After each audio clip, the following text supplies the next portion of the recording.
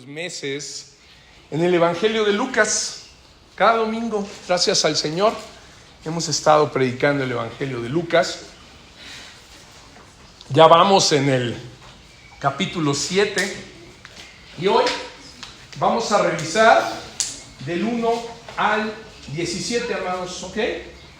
Del 1 al 17. Te pido que tengas preparada tu Biblia. Recomendable también es que puedas tener pues siempre a lo mejor una libreta, algo en donde puedas anotar, una pluma para los versículos adicionales, para que también los puedas después repasar y meditar en casa, ¿no? Y pues bueno, vamos a revisar este mensaje que el Señor hoy nos va a entregar por medio de este siervo. Es milagros, gran fe y misericordia. Así se titula. Vamos a ver dos milagros increíbles, como todos los que ha hecho el Señor, los que hemos podido ver, ¿no? A lo largo del Evangelio de Lucas, del médico amado, ¿recuerdan?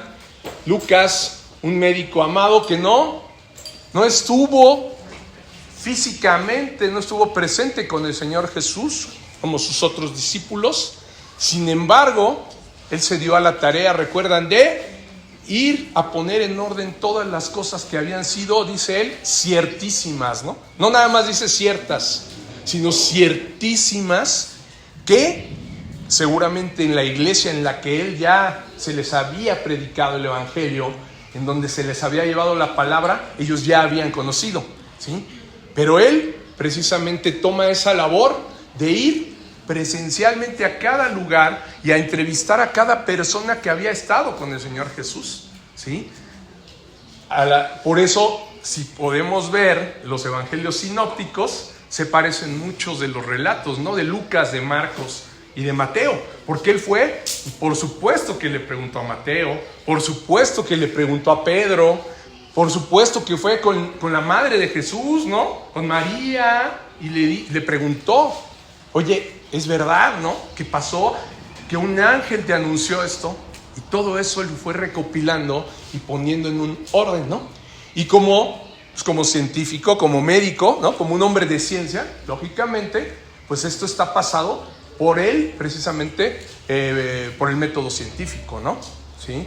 Es lo que él había escuchado, lo convierte en una hipótesis, y entonces, al ir y comprobarlo, ¿no? Las hipótesis deben de ser comprobadas una y otra vez. Por eso es que él termina diciendo estas cosas que han sido ciertísimas, ¿no? Ya por fe ellos sabían que eran ciertas, pero al ir y escucharlas, imagínate, ¿no? Bueno, a mí me contaron esto, ¿sí? Oye, Juan Carlos, a mí me contaron de ti, ¿no? No te conocía, pero quiero preguntarte, ¿tú viste esto? ¿Tú viste qué sucedió? Tú me dices, sí, claro, fue así, ¿no? Así sucedió en mi familia. Ah, perfecto. Entonces tomaba nota. Iba con alguien que conocía, ¿no? También a Juan Carlos. Oye, ¿es cierto que esto sucedió? Sí, claro, yo estaba sentado quizá desde otro lado, ¿no? Yo lo estaba escuchando más atrás, pero vi esto. Y además, ¿no? Vi esto otro. Ah, ok. Y al ver que todas las versiones de lo que le contaban coincidían, bueno, pues entonces pudo concluir en que eran ciertísimas todas las cosas, ¿no? Oh, excelentísimo Teófilo, ¿no? A quien escribe todo ese tratado, que es el Evangelio de Lucas, le dice, mira, aquí está toda esta labor, ¿no? ¿Sí? Y hoy es lo que estamos nosotros revisando, ¿ok? Y muy bien, pues vamos a leer su bendita palabra, continuamos esta serie y vamos a ver nuevamente maravillas que sabemos que las obraba el Señor en forma de milagros, ¿no? Otras maravillas que hemos visto, pues las hablaba, ¿no? En forma de parábolas y enseñanzas, las predicaba. Pero otras las hacía visibles por medio de milagros, ¿no? Pero todo esto nos llevaba realmente, y a la gente que estuvo presente, a caer a sus pies, ¿sí? A creer en Él, como lo vamos a ver a continuación. En estos milagros, había muchas cosas en común, ¿no?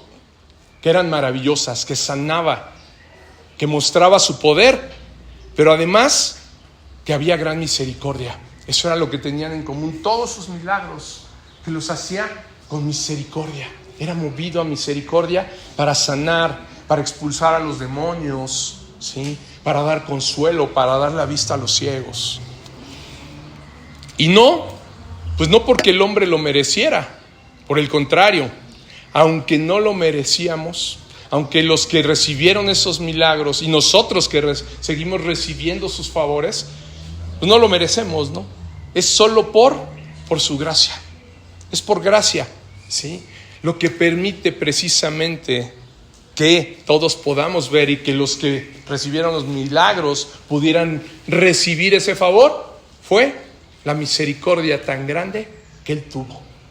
No que lo mereciéramos, no, es por gracia solamente. Fue por su gracia. ¿Qué es la gracia? Lo hemos dicho, ¿recuerdan? Un regalo inmerecido, es correcto. Es un regalo inmerecido. Es algo que alguien te da y que dices, pero ¿por qué? No, yo no lo merezco. Pero dice, pero yo te lo quiero dar, ¿no? Por amor, por misericordia. Y precisamente ahora lo vamos a ver con estos dos grandiosos milagros. Uno que sobresale por la fe del que lo clamaba, un centurión, ¿sí? Y el otro simplemente por la misericordia del Señor, en una mujer que una viuda, o sea, que ya había perdido a su marido y que solamente tenía un único hijo, y en ese momento estaban llevándolo ya a enterrar. Estos dos milagros hermosos, ¿sí? Que tienen en común tres elementos, que son milagros maravillosos, pero ahí hay gran fe y hay misericordia. ¿Ok? Vamos a ver estos dos pasajes, iniciando por favor con el 7:1, por favor ve, cuando Jesús sana al siervo de un centurión. Abre tu Biblia, acompáñame y vamos a leerlo. Vamos a leer del 1 al 7, por favor.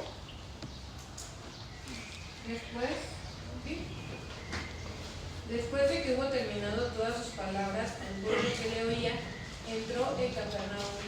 Y el siervo de un centurión, a quien éste quería mucho, estaba enfermo y a punto de morir. Cuando el centurión oyó hablar de Jesús, les envió unos ancianos de los judíos, rogándole que viniese y sanase a su siervo. Y ellos vinieron a Jesús y le rogaron con solicitud, diciéndole: ¿es digno de que le concedas esto? Porque ama a nuestra nación y nos edificó una sinagoga. Y Jesús fue con ellos, pero cuando ya no estaban lejos de la casa, el centurión envió a él unos amigos, diciéndole: Señor, no te molestes, pues no soy digno de que entres bajo mi techo, por lo que ni aún me tuve por digno de venir a ti, pero di la palabra y mi siervo será sano. Ok, ¿se dan cuenta? Ahorita del 1 al 7, gracias Gaby. Estamos viendo aquí a este personaje que les decía, ¿no? El centurión y a un grupo de ancianos de los judíos que estaban abogando por él, ¿se dan cuenta? Que estaban diciendo: Señor, él es digno de que le hagas esto, ¿no? ¿Por qué? Porque edificó una sinagoga, concédeselo, ¿no? Ama nuestra nación, decían, ¿sí? Fíjense, vean estos detalles claros y ahorita los vamos a revisar, ¿no? ¿Quiénes están participando ahí? Este grupo de ancianos que pertenecían a la nación judía y que consideraban digno al centurión porque les había construido una sinagoga, ¿ok? ¿Qué es eso, perdón? La sinagoga es el lugar donde se reunían los judíos en el Shabbat a leer la palabra. Leían primero los profetas y también leían una porción de la ley, ¿sí? Se leía la ley y los profetas. Y alguien dentro de los que se congregaban en ese momento, cualquier judío podía también exhortar. Alguien le decía, después de haber leído esto, ¿alguien tiene alguna palabra para exhortar? Y entonces alguien se levantaba y lo que le había mostrado el Señor lo decía, ¿no? Era como predicar, como lo que estamos haciendo más o menos. Sin embargo, era únicamente en el Shabbat, ¿sí? Cuando iban a las sinagogas, ¿ok? ¿Sale? Bueno, muy bien. Vamos a ver, ¿qué dice, por favor, el 8? Del 8 al 10, por favor. Porque también yo soy hombre puesto bajo autoridad y tengo soldados bajo mis órdenes. Y digo a este, ve y va, y al otro, ven y viene, y a mi siervo, haz esto y lo hace. Al oír esto, Jesús se maravilló de él y volviéndose dijo a la gente que le seguía: os digo que ni aún en Israel he hallado tanta fe. Y al regresar a la casa, los que habían sido enviados hallaron sano al siervo que había estado enfermo. Amén, gracias. ¿Se dan cuenta? Sanidad y gran fe de un gentil, ¿no? De un gentil, porque era un romano. Él no era judío, él no era del pueblo elegido de Dios, sino era un gentil, un romano, ¿no? Un romano que, pues podríamos suponer, por supuesto, que era pagano, ¿no? Y que adoraba a otros dioses, ¿sí? A las costumbres paganas de los romanos. Aún en él el Señor encontró gran fe, ¿no? Gran fe al grado que dice que se maravilló de él, ¿no? Al escuchar lo que mandaba decir con sus amigos. ¿Se dan cuenta? Tanto que mencionó que ni aún en Israel, que era el pueblo elegido de Dios, por los que Jesús directamente venía, ¿sí? Por los suyos vino, ¿no? Dice la palabra, mas los suyos no le recibieron. Y aquí lo podemos ver, dice, ni aún en Israel, ustedes que son el pueblo elegido de Dios, los que sí adoran a Dios, al Dios vivo, al Dios verdadero, ni aún entre ustedes he encontrado tanta fe. Fíjense cómo muestra que en un gentil había más fe que en los otros. Los otros automáticamente se estaban descartando, ¿se dan cuenta? ¿Por qué? ¿Por qué se estaban descartando? ¿Y por qué el Señor les dice, no hay tanta fe en ninguno de ustedes como en Él? ¿Sí? Porque fíjense cómo, por eso les decía, ven los detalles, ¿qué iban a hacer los ancianos? Los ancianos estaban abogando por Él, ¿no? No, sí, concédeselo, ama nuestra nación y construyó una sinagoga. Se merece esto, Señor, ¿no? Ve y sana a su siervo que Él ama. ¿Se dan cuenta dónde estaban puestos los ojos de estos ancianos judíos del pueblo de Israel? En las obras. Creían que era digno porque había construido una sinagoga. Ve y sánalo, ¿no? Pues sana a su siervo, concédele lo que te pide. Nos ama, se lo merece. ¿Ya vieron? Se lo merece. Y ahora vamos a ver.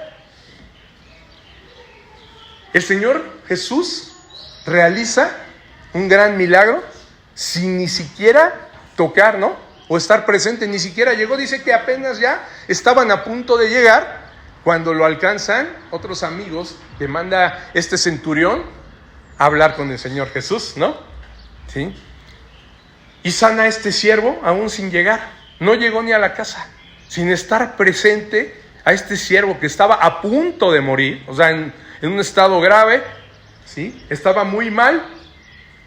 Dice aquí, no nos menciona qué enfermedad tenía, ¿no? Pero sí nos dice que estaba a punto de morir. O sea, por eso suponemos que estaba grave, ¿no? En ese momento, cuando es alcanzado por los amigos, sí, el centurión le manda a decir, ¿no? Señor, no te molestes, pues no soy digno de que entres bajo mi techo, por lo que ni aún, dice, me tuve por digno de venir a ti. ¿Sí? O sea, él le dijo, yo ni siquiera soy digno de acercarme a ti, ni de que entres en mi casa, ¿no? En mi techo, no. Pero le dice, pero di la palabra. Con que tú hables y lo digas, mi siervo será sano. ¿Cómo no se iba a maravillar el Señor Jesús, no? Si ni siquiera esos ancianos que hablamos, esos ancianos judíos que le rogaron que fuera, que estaban intercediendo por él, por ese deseo del centurión, podían mostrar esa fe que estaba viendo, ¿no?, en ellos. Él estaba diciéndole, con una palabra tuya, Señor, bastará nada más para que mi siervo sea sano. Él así lo creyó. Sí. Los argumentos de ellos, como te decía, eran basados en obras, pero los del centurión eran basados en fe y en haber reconocido su situación delante del Señor, ¿no? Él mismo se reconoció indigno. Sí, le dijo, yo no soy digno, Señor, ni siquiera de venir a verte, ni siquiera, o sea, tú eres un Señor más alto y yo soy indigno. Tú eres el que tiene el poder y la palabra, ¿no?, la autoridad para sanarlo. Y mi casa ni siquiera es digna para que tú entres, que tú te postres bajo este techo. ¿Sí? Ahí está, fíjense cómo la ideología de los judíos, ¿sí?, se contrasta con la fe de un centurión, de un romano pagano y gentil, que no era del pueblo de Dios, no era elegido. ¿Sí? Él sabía precisamente qué era la autoridad, ¿no? ¿Qué era la autoridad? Porque él dice, yo soy hombre que también estoy bajo autoridad, ¿no? Y tengo gente a la que yo le digo, ve y haz, ve a tal lado y va, ¿no? Hace lo que le digo. Él entendía esto perfectamente. Y aquí entonces nos deja ver que la doctrina que tenían los fariseos, ¿se fijan?, estaba errónea, ¿no? El Señor por eso les dice, no hay tanta fe como la de este hombre, ¿no?, en Israel, en todo Israel, porque ellos estaban viendo, repito, las obras y no era por fe. ¿Y qué nos dice la palabra de Dios? Que por gracia, ¿no?, somos salvos. Ahí está, si lo puedes pasar, Juan Carlos.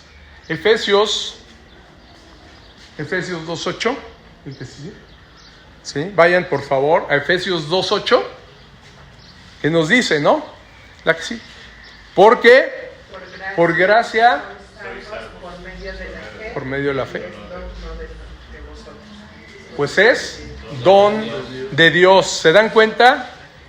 Aunque Jesús accedió a ir con ellos, ¿no?, él sí iba a ir. Esto que está mostrando, el Señor ya lo sabía, ¿no? No estaba yendo porque necesitaba estar presente para constatar lo que le habían dicho acerca de él, ¿no?, de este centurión. El Señor ya lo conocía. Sabemos que el Señor sabía todo, ¿no?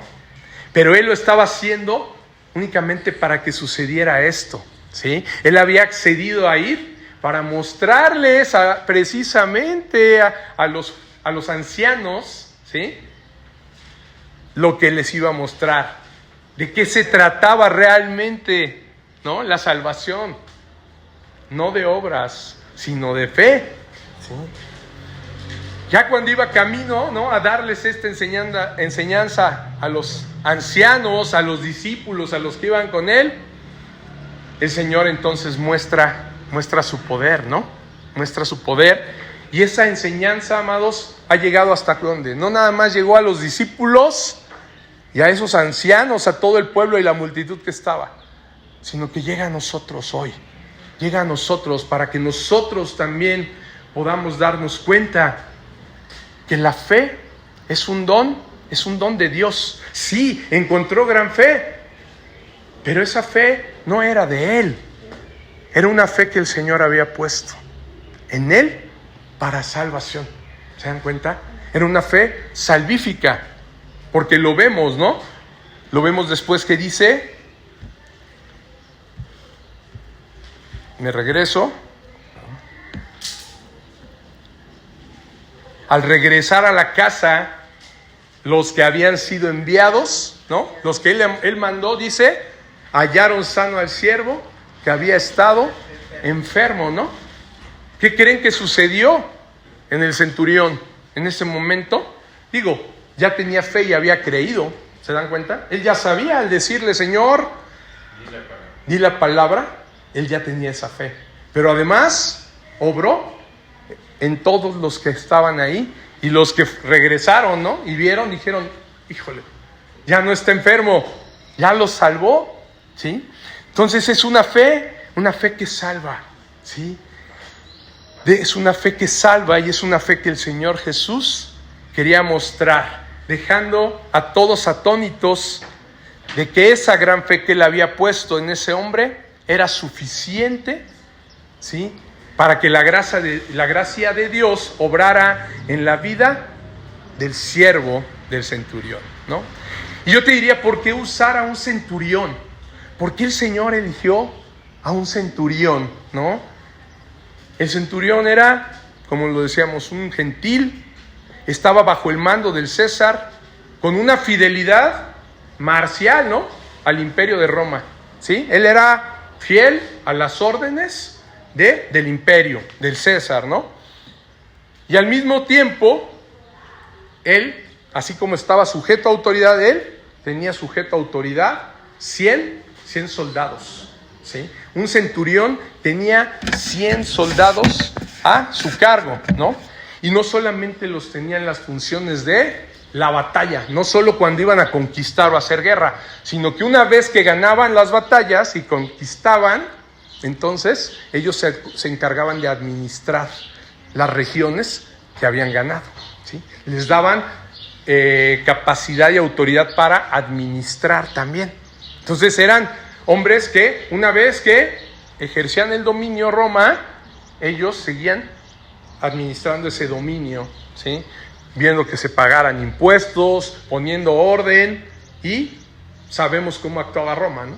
Manteniendo ese orden bajo la intimidación, ¿no? Es real, bajo la intimidación de los demás, para que nadie se sublevara, ¿no? Que no se les antojara decir, ay, mira, ya no vamos a pagar impuestos, vamos a unirnos. No, siempre estaban con esos 100 soldados que tenían, ejerciendo su poder ahí sobre la zona, ¿no?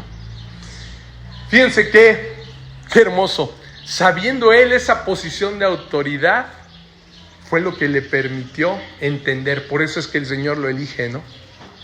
Elige a alguien que podía entender cuál era la autoridad del Padre, cómo funciona la autoridad. La autoridad, como lo define bien el centurión, dice, si yo le digo a uno ve, va. Si le digo hace. Y tú, le dice, tú, como tú tienes una autoridad mayor, entendió que tenía Jesús una autoridad, no nada más, ¿sí?, en las cosas materiales, sino también espirituales, porque sabemos bien que él ya, esa fe, recuerden que la fe no es algo irracional, no es algo así nada más nada más porque creo, no. Seguramente él ya había escuchado, por eso mandó a los ancianos, ¿no? Por eso mandó a que buscaran al Señor Jesús, porque él sabía que tenía el poder, ya había escuchado lo que había hecho, y que tenía poder para sanar físicamente a las personas, pero también para expulsar a los demonios, ¿no? Tenía además autoridad espiritual, y es lo que él reconoció. Por eso le dijo, pero di la palabra y mi siervo será sano. Lo entendió perfectamente, ¿sí?, lo que podía hacer el Señor Jesús. Esa es la fe que él tenía, y esa gran fe que maravilló a nuestro Señor Jesucristo, ¿sí? Y aparte de que tenía autoridad, sabía él sobre autoridad, pues tenía esa confianza y esa fe en el Señor Jesús, ¿no? En que sabía que él lo podía hacer, y además sabía que era misericordioso, ¿no? ¿Por qué? Porque siendo él un gentil, él no siendo de su pueblo, él siendo de los que los oprimían, pues ¿cómo iba a recurrir, no?, a un judío? Si esos son a los que nosotros aplastamos, a los que nosotros maltratamos, y ahora le voy a pedir un favor. ¿Se dan cuenta? Confió también en la misericordia. Sabía que Jesús era un hombre misericordioso, ¿no? Y que había la posibilidad de que tuviera misericordia de él y sanara, ¿no?, a su siervo. ¿Se dan cuenta? Esa es la fe que lo maravilló. Primeramente, se fijan, este siervo decidió humillarse, ¿no? Este centurión, más bien no era un siervo, un hombre de autoridad sobre los judíos, se humilla ante un judío, ante Jesús, ante el Señor Jesús. Lo reconoce como un hombre con mayor autoridad todavía que él. Se siente indigno delante de él, ¿no? Que ni siquiera se atrevió a hablarle directamente, ni a hacerlo llegar a su casa. Eso, amado, es el primer paso.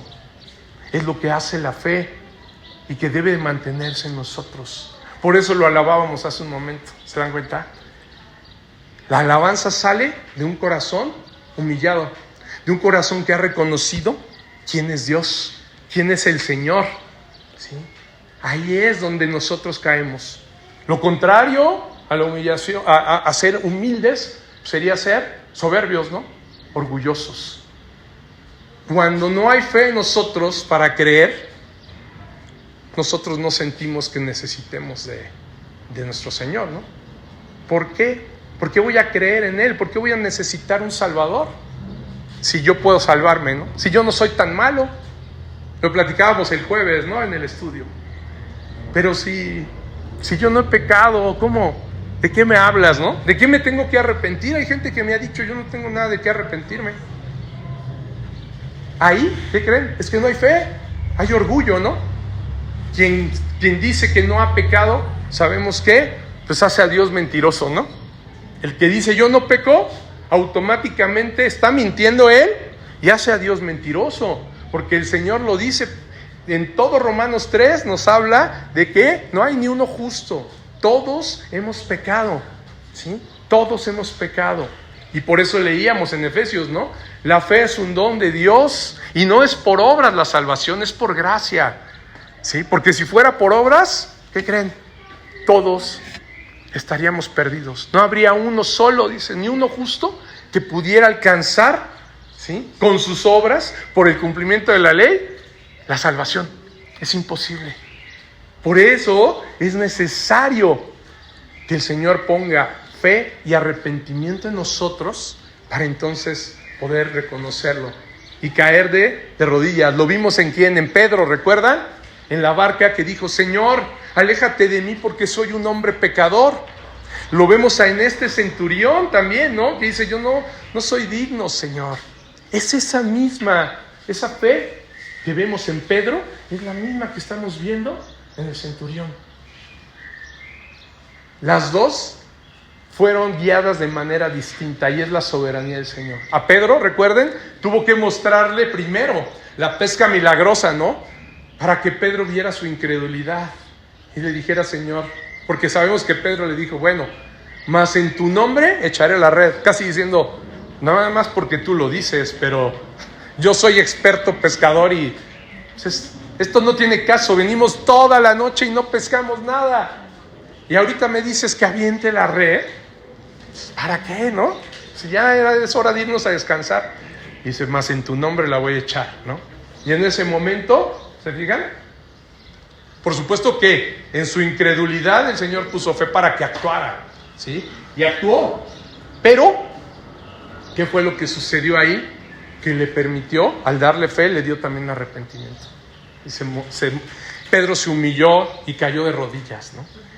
En el caso de este centurión, fíjense, el Señor le puso la fe antes, ¿no?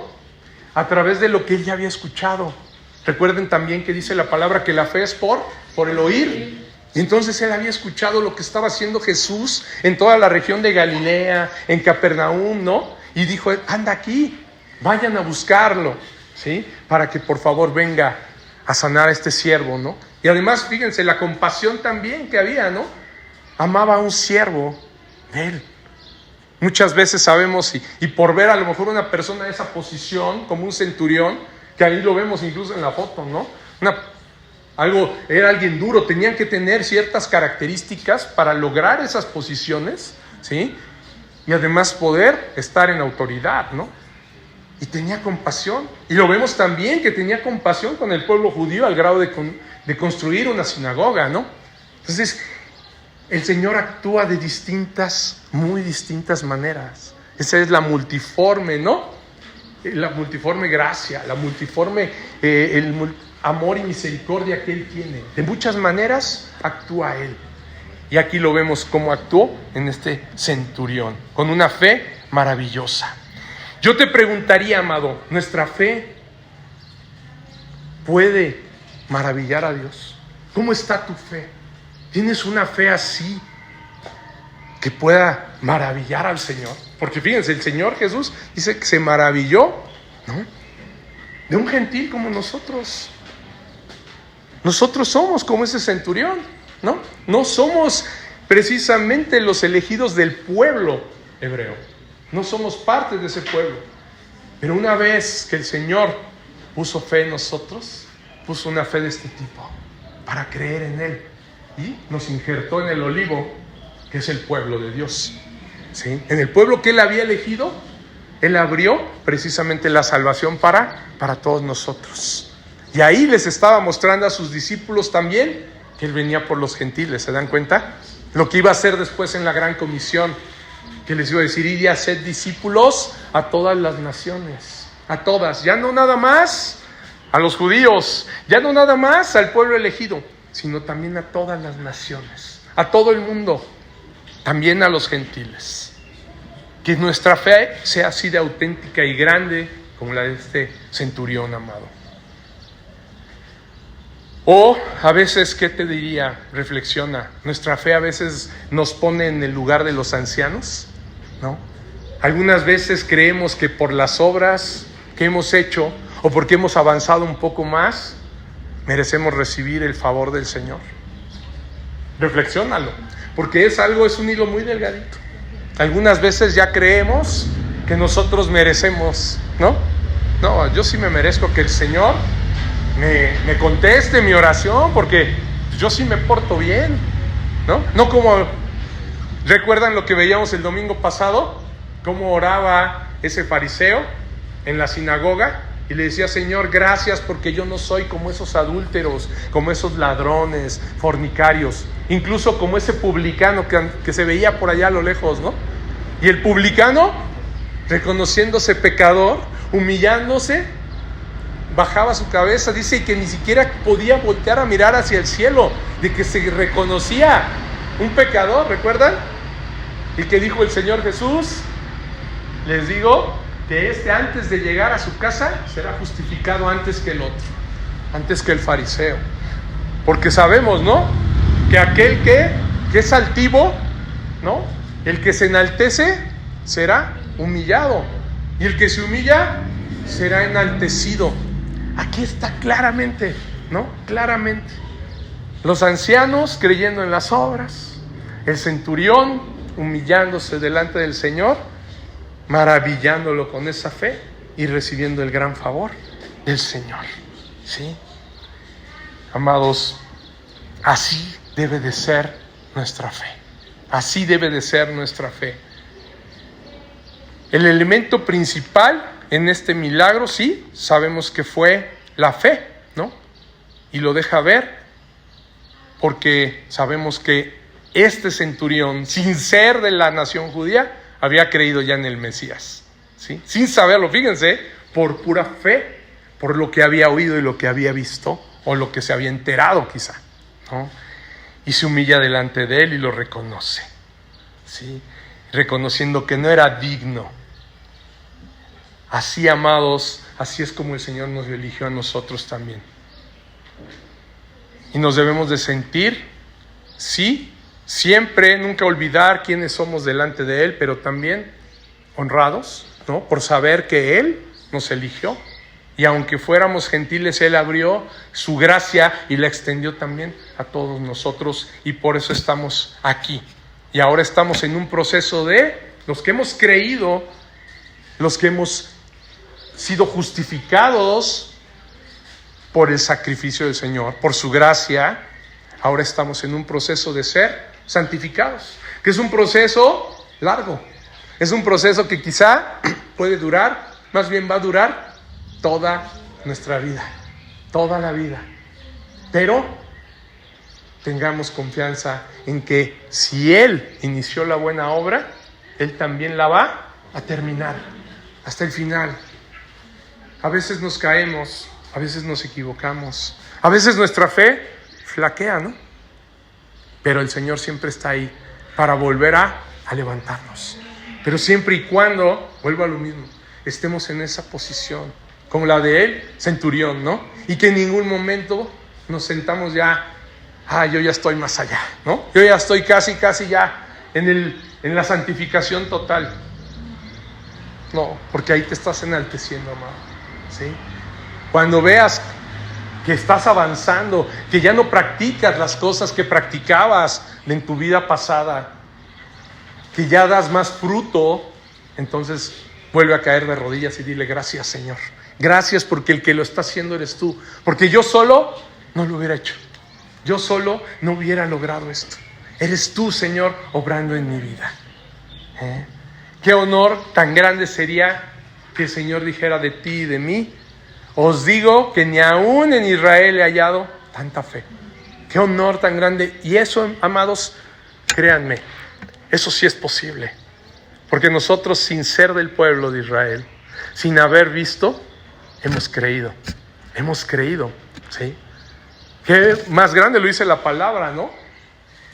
Bienaventurados los que creyeron sin ver, ¿no? Nosotros, hablaba de nosotros, los que sin haber visto al Señor Jesús, sin haber estado ahí, hemos creído, ¿sí?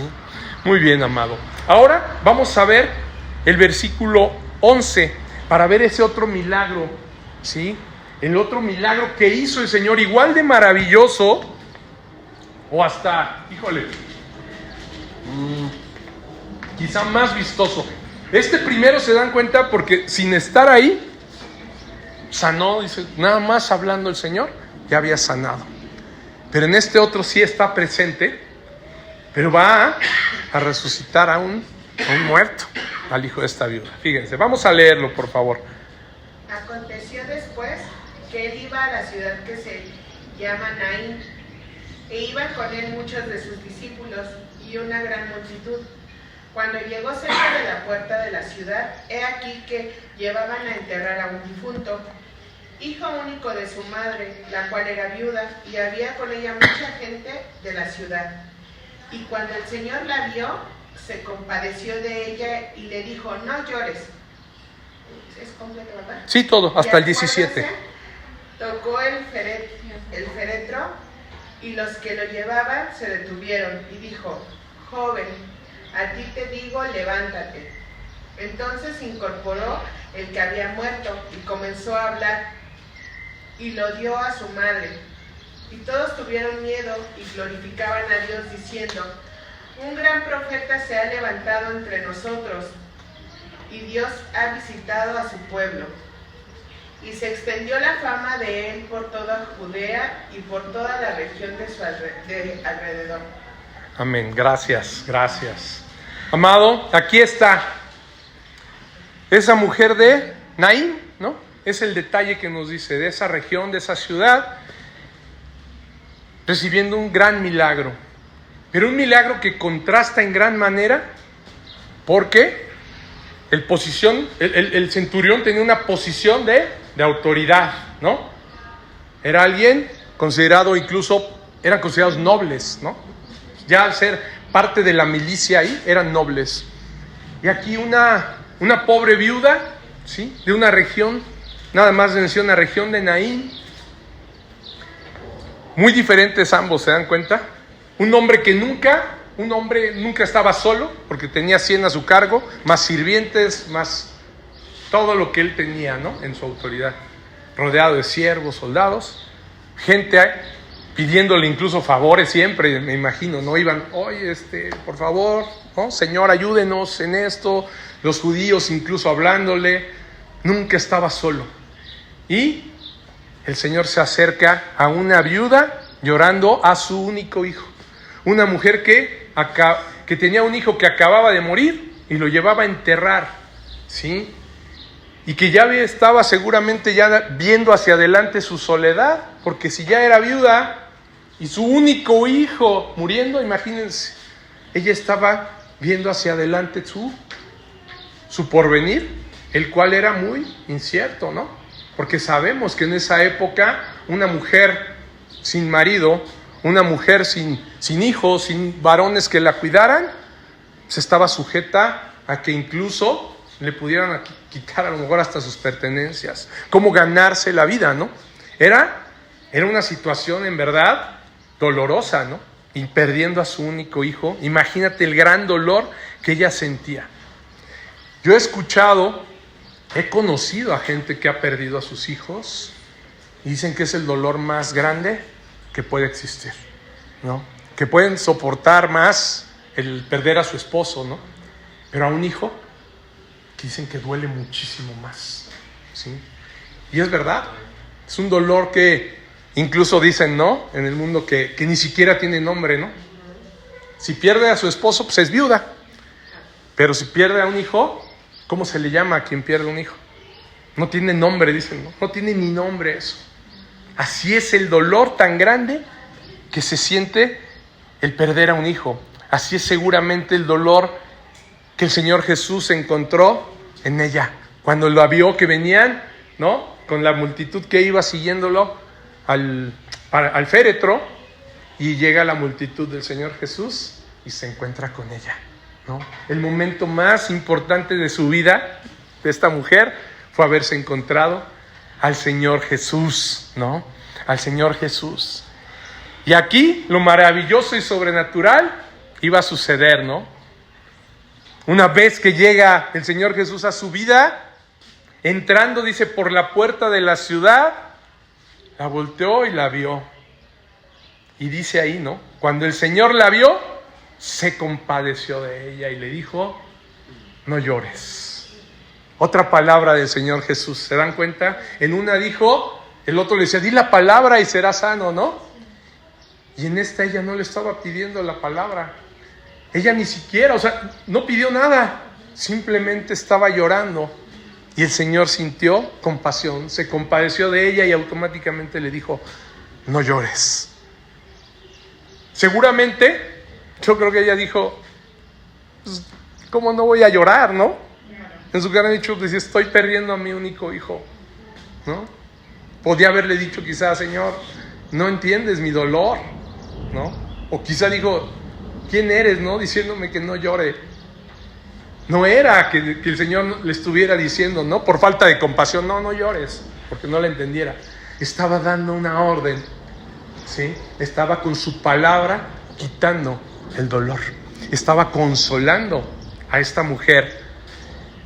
Imagínate escuchar el consuelo del Señor Jesús en el momento más triste de tu vida. Y estoy seguro que varios de los que estamos aquí lo hemos experimentado, ¿no? Ya lo experimentamos y es por eso que muchos seguramente estamos aquí, ¿no? Quizá no en una situación tan fuerte como la de esta viuda, ¿no? Situaciones diferentes en cada uno. Pero en el momento, cuando estamos pasando por esas situaciones, te aseguro que esa situación tú creías que era la peor, ¿no? Siempre nos pasa, ¿no? Cuando estamos en una situación que nos está doliendo, una situación difícil, pensamos que es la peor, porque así la sentimos, la estamos sintiendo en carne propia, ¿no? Es distinto de escucharla, ¿no? Ahorita nos podemos imaginar lo que sentía la viuda, pero no lo podemos sentir, ¿no? Podemos decir, híjole, sí ha de ser durísimo, pero no sentimos lo que ella sintió. Y ojalá nunca lo lleguemos a sentir, pero ahí está el Señor Jesús.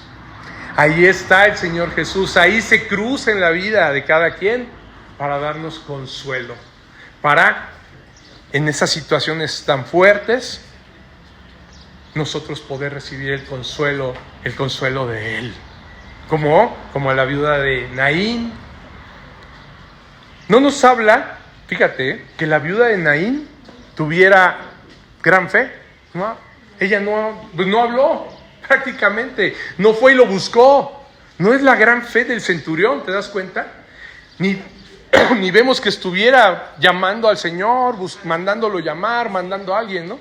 No lo está buscando. Ella está concentrada en su dolor, ¿sí? En esa situación tan grande. Y es el Señor el que sale a su encuentro. Y te digo algo, la verdad es que es así siempre. El hombre de manera natural no busca a Dios, ¿no? Lo dice la palabra, el hombre no busca a Dios. No es verdad que nosotros digamos, es que yo estoy buscando a Dios, yo estoy buscándolo. No, si tú estás en un momento en el que estás buscando las cosas del Señor, es porque Él, el que te está buscando es Él, porque Él ya te está llamando, ¿sí? Porque el hombre no busca a Dios, recuerden, ¿sí? El centurión, ¿sí?, mandó a buscar a Jesús, pero como lo decíamos, fue Dios quien puso fe en su corazón. Él ya había oído del Señor Jesús. Él había planeado, el Señor Jesucristo, ya la situación con ese siervo para afligir al centurión en su corazón, para que entonces el centurión clamara a Dios, ¿no? Y pusiera en acción la fe tan grande que vimos que maravilló al Señor Jesús. Pero es Dios quien había puesto esa situación. Cada situación, amado, que hemos vivido, el Señor la conoce. El Señor sabe. Y no es que se distraiga, ¿no? El Señor no se distrae y, ay, Señor, ¿por qué me enfermé? ¿No? Ay, es que no vi que te ibas a enfermar, perdón, ¿no? Estaba distraído. No, el Señor sabe perfectamente y permite cada situación para llevarnos precisamente a desarrollar esa fe, ¿sí? Esa fe que Él pone, que se desarrolle y que se haga visible, ¿sí? Como te decía, no nos habla de una fe en esta mujer, ahí no lo detalla la Escritura. Lo único que nos deja ver es que estaba desconsolada y el Señor se compadeció de ella. No hubo petición expresa, no hubo demostración de gran fe como en el centurión. Lo único que hubo fue un milagro del Señor. De manera distinta, pero se glorificó el Señor, ¿se dan cuenta? En uno en la vida de un centurión y en el otro en la vida de una viuda. Lo único que vemos en los dos, ¿sí?, es misericordia. Lo que coincide, en ella no tenía quizá esa gran fe, pero el Señor sí tenía esa misericordia para ir a consolarla, mostrarle su poder, darle a su hijo nuevamente que estaba muerto. ¿Y qué creen? Que sí se generó fe en ella. ¿Qué creen que pasó? Al ver que ese dolor tan grande cambió, que el Señor cambió su lamento en baile, en gozo, creyó, ¿no? Imposible que al ver eso alguien no caiga a los pies del Señor, ¿sí? Esa es la misericordia de nuestro Señor en acción, visible y gloriosa. Y lo hace Él por su pura misericordia y amor a nosotros. Por eso hablamos de que es la gracia, ¿sí? Es la gracia, porque les vuelvo a repetir, no habla nada de ella, no sabemos si era justa, si había hecho algo como el centurión, si tenía fe, no, simplemente estaba llorando y ahí la encontró el Señor, y el Señor lo que está mostrando es pura gracia, compadeciéndose de ella, haciendo misericordia, como lo dice el rey David. Fíjense, acompáñame al Salmo 102:3. Ahí está en la pantalla, ¿quién lo lee? Te levantarás y tendrás misericordia de Sión, porque es tiempo de tener misericordia de ella, porque el plazo ha llegado. Ahí está. La humanidad no había experimentado la misericordia del Señor de esta manera hasta que llega Jesús. Sí, aquí lo vemos, se hablaba en los profetas, ¿no? En los salmos, en la ley, se hablaba mucho de la misericordia de Dios, pero nadie la había experimentado ni en los profetas, ni en ningún otro hombre que hubiera pisado la tierra, más que en nuestro Señor Jesucristo. En Dios hecho hombre, en esa naturaleza humana, mostrando la misericordia que habían escuchado en los profetas, llevándose a cabo. Ahí está. El rey David ya lo decía, te levantarás y tendrás misericordia de Sión, porque es tiempo de tener misericordia de ella, porque el plazo ha llegado. El plazo en ese momento había llegado por medio de nuestro Señor Jesús. Otro salmo, fíjate, que lo decían ya, el rey David igual, ¿qué dice? Jehová, Dios mío, sálvame conforme a tu misericordia. Ayúdame, Jehová, Dios mío, clamaba ya, sálvame conforme a tu misericordia. ¿Sí? Esto es desde antes de que llegara, es el profeta, el Señor, el rey David, antes de que llegara el Señor. Otro salmo que habla el rey David, Salmo 85:7. Muéstranos, oh Jehová, tu misericordia y danos tu salvación. Y danos tu salvación. Ahí está. Se clamaba, se pedía misericordia, se esperaba la misericordia del Señor, pero nadie la había visto en acción así, con alguien con la naturaleza humana, ¿no? Con Jesucristo, con un hombre haciendo esa misericordia, porque a los ojos de todos era un hombre, pero sabemos que era Dios mismo, ¿no? Cumpliendo sus promesas, lo que Él les había prometido.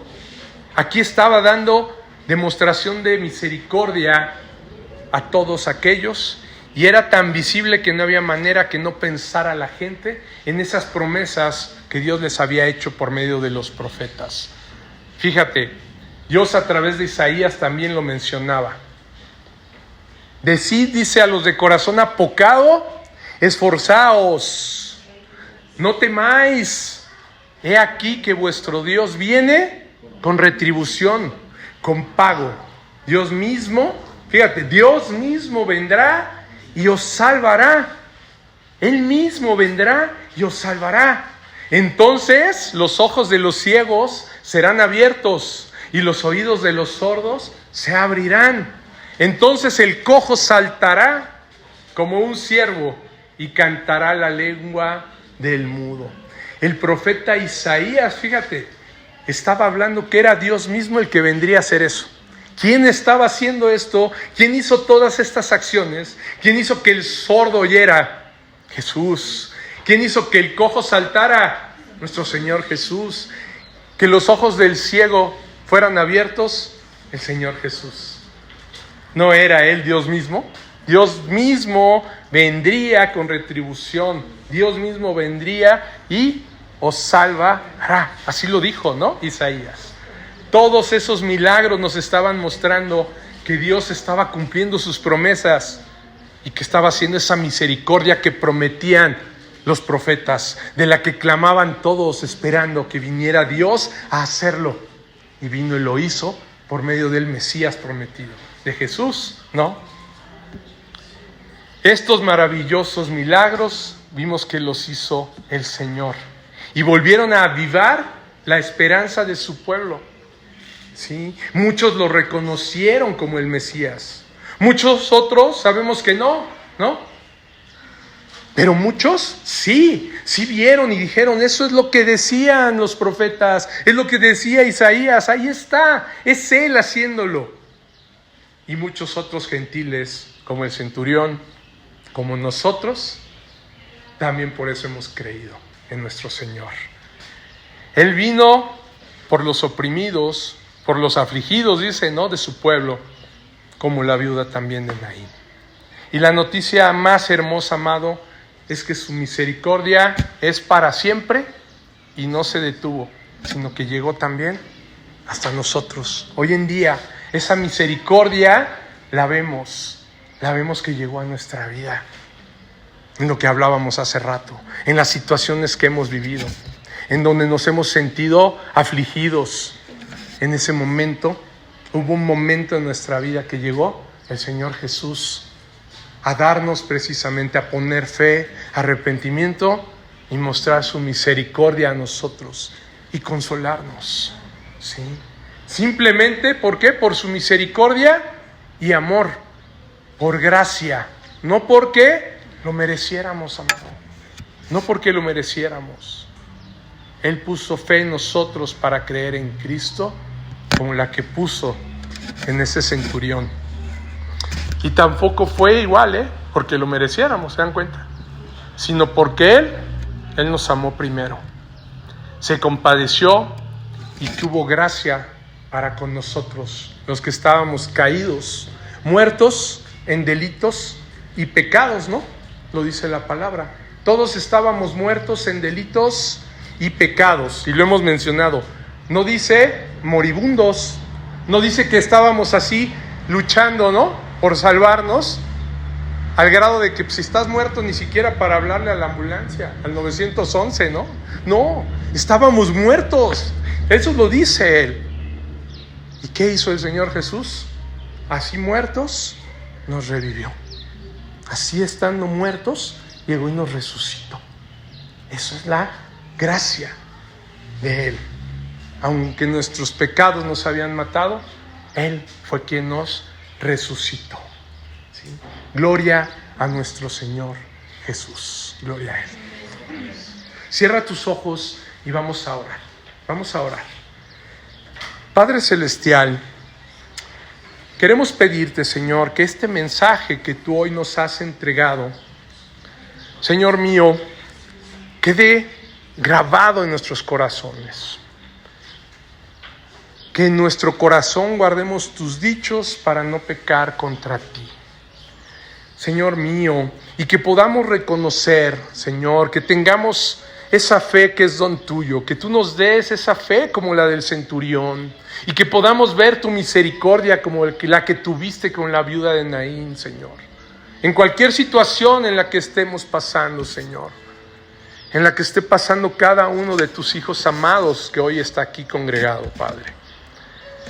Tú sí conoces la situación de cada quien, qué está necesitando el día de hoy, y sabemos que tú sigues obrando en todo momento, Señor. Lo decíamos, tu misericordia es para siempre y no se acaba, Señor. Y esa esperanza que se avivó en el pueblo cuando te conoció, Señor, cuando te vieron hacer milagros, cuando te vieron levantar al caído, hacer que el cojo saltara, que los muertos revivieran, abrir los ojos de los ciegos, los oídos de los sordos volvieran a oír. Liberaste, Señor, a los oprimidos por espíritus, Padre, inmundos. Todo eso, Señor, que hiciste, esa esperanza que se volvió a avivar en tu pueblo cuando tú estuviste hace más de 2000 años, Señor, es esa misma esperanza que hasta el día de hoy, Señor, sigue viva en nosotros. Por eso, Señor, hoy te pedimos que sigas obrando en nuestras vidas, que sigas, Señor, haciendo tus maravillas y tus milagros en nuestras vidas, pero que principalmente, Señor, sigas poniendo fe en nosotros, Señor. Que en ningún momento, Señor, ante las aflicciones, ante los problemas de la vida, perdamos esa fe, sino que, Señor, sigamos esperando con la certeza, Señor, de que tú obrarás, con la convicción, Padre mío, de que aunque no veamos, sabemos que tú sí estás viendo, que tú sí sabes, Padre mío, qué es lo bueno para nosotros, en que confiemos con fe en que tu voluntad es buena, agradable y perfecta, y que puede obrar en nuestras vidas. Pero, Padre mío, te pedimos que en ningún momento, Señor, creamos que es porque merecemos algo, que es porque hemos hecho alguna obra que tú tienes que retribuirnos. No, Señor, lo decía el profeta Isaías, que vendrías con pago y con retribución tú mismo, Dios mismo, a salvarnos. Pero no porque fuéramos nosotros merecedores, sino por tu gracia y por tu amor, Señor. Que eso quede bien guardado en nuestros corazones, Señor. Que este mensaje y esta palabra, Señor, nos mueva a la acción. Que esta palabra, Señor, nos lleve a que nuestra fe crezca, Padre. La fe es por el oír y el oír por la palabra de Dios. Gracias por tu bendita palabra. Gracias, Señor, por todo lo que has hecho en la vida de estos hijos amados. Gracias, Señor, por lo que estás haciendo en nuestras vidas. Y gracias por lo que harás, Señor. Que, por supuesto, confiamos en que será maravilloso, será grandioso, porque así eres tú, Señor. Tú haces cosas mejores, Padre, que las que podríamos nosotros imaginar. Te pedimos esto en el nombre que es sobre todo nombre, en el nombre de Jesucristo, nuestro Señor y por quien estamos aquí. Amén y amén.